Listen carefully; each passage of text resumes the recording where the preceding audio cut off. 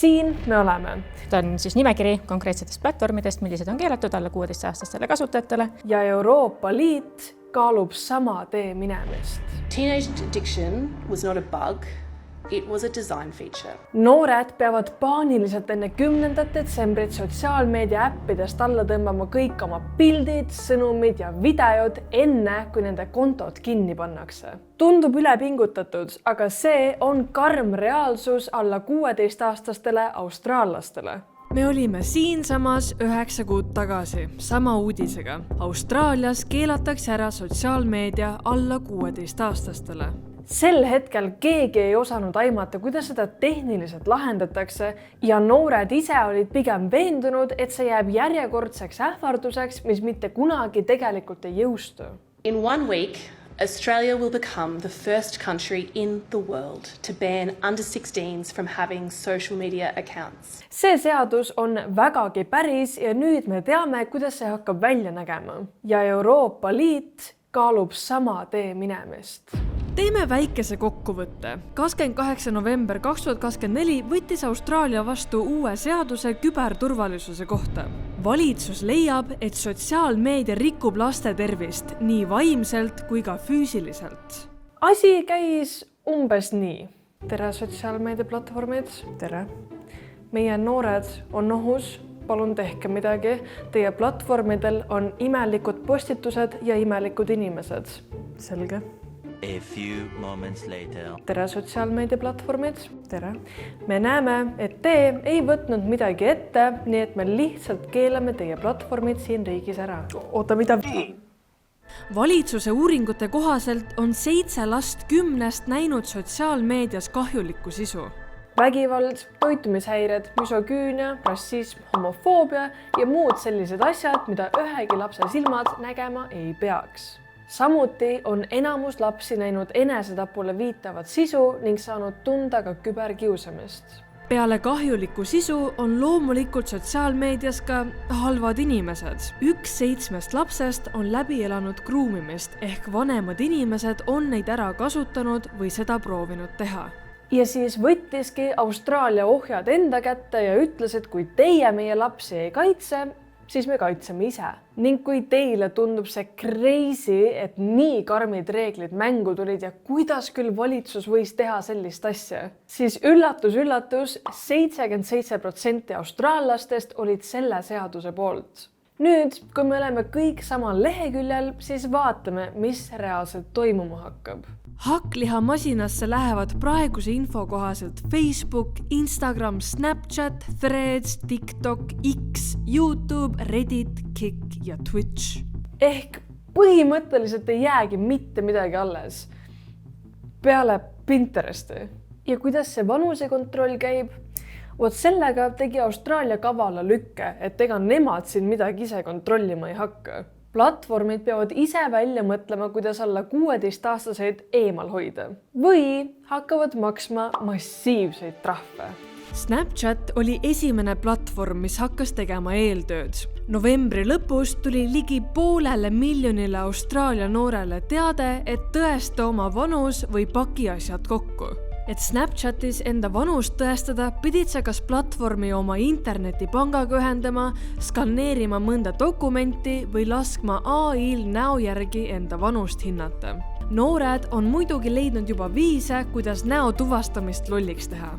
Kui me räägime sellest dokumendi tuvastusest, siis sellest on ilmselt üsna keeruline kõrvale viilida. Kui me räägime näotuvastusest, siis ei oska öelda täpselt, kuidas see toimiks, aga teoorias ma võin ju ka kellegi vanema nägu näidata sinna ja siis öelda, et see olen just kui mina. Kui me räägime algoritmipõhiselt seda kasutaja teenuse kasutuse tuvastamise järgi hindamisest, siis see on alati ju ekslik võib-olla, et kes kuidas kasutab ja millal ja et see on ikkagi ennustus põhimõtteliselt selle kasutamise järgi, mitte tõsikindel fakt. Nii et seal kindlasti hakkab olema ka kasutajate poolt palju vaidlusi sellel teemal, et miks mind blokiti, ma olen tegelikult vanem kui 16, selleks peavad teenuse pakkujad valmis olema. Instagram üritab pehmemalt läheneda. Sa saad mitu teadet. Varsti sa ei saa enam Instagrami kasutada. Kui sa oled alla 16-aastane, palun anna meile oma telefoninumber ja email ja koduaadress, et me saaksime sulle kirja saata, kui sa saad oma Instagrami õigused tagasi. Mis nende kontodega juhtub, mida ei saa ära verifitseerida? see on jällegi mõnes mõttes selle teenuse pakkuja vist otsustada, aga üldiselt nad on kõik öelnud, et nad lihtsalt blokeerivad selle konto. Kui kasutaja on vähem kui 16 aastat vana, siis neile antakse võimalus kõik oma andmed alla laadida, kui nad soovivad, aga muidu üldiselt blokeeritakse see konto, andmed jäetakse alles ja siis, kui sa saad näiteks 16-aastaseks, teed uuesti lähed konto, siis antakse sulle need andmed justkui tagasi või need kõik on jätkuvalt platvormil kättesaadavad. Ei tule üllatusena, et enamik noori ei ole vaimustuses selle üle. 2 15-aastast kaebasid Austraalia valitsuse kohtusse, sest too seadus rikub sõnavabadust. Ja enamus noori on samal meelel. Instead of cutting kids off from social media, we should be cutting off the bad things about social media. The online bullies, the predators and the explicit content. Samuti on risk, et noored kolivad lihtsalt reguleerimata platvormidele, kus nad näevad palju hullemaid asju kui Instagramis või TikTokis. Ükskõik, mis on su liik, riik või mobiilioperaator, Supertraveli reisinetiga reisid sa esmaklassiliselt ja soodsalt. Vaata sihtkohti super.ee/travel. Ma ise küll tunnen või nähes neid noori, kes minu ümber on, et on nagu teatud platvormid, kus nad ikkagi väga palju suhtlevad, et see on nagu üks oluline osa, et kuidas nagu sõpradega nii-öelda suhelda. Et kas me peame seda nagu keelama, et palju räägitakse seda, et me peaksime hoopis seda sisu modereerima. Ja et võib-olla üks praktika, mida võiks nagu rohkem näha, on näiteks YouTube'il on see YouTube ja siis on see YouTube Kids, et ongi nagu sellised modereeritud sisuga lahendused, et see sama rakendus, samad funktsioonid, aga see sisu on modereeritud, et sul ei tule seda võib-olla täiskasvanuta sisu või seda päris pahatahtlikku, et ma vaatasin just intervjuud, kus oli väga hästi välja toodud see, et kui lastel on kõik hästi, siis sotsiaalmeedia ei mõjuta neid nagu eriti. Kui lastel on halvasti, siis ongi see, et sul hakatakse seda halba sisu, mis on sinuga seotud, on see siis, ma ei tea, bullying või mingi enesetapu mõtted, mida iganes, seda hakatakse sulle tootma ja tegelikult võimendatakse seda halba nagu, et mõeldagi, et lastele need algoritmid oleksid teistsugused. Ja samal ajal, kui kõik see toimus, vaatas Euroopa Parlament kõrvalt ja ütles, jep, me tahame ka. Euroopa Parlamendi liikmed väidavad, et doomscrolling ja äppide sõltuvust tekitav ülesehitus rikub laste heaolu, keskendumisvõimet ja und.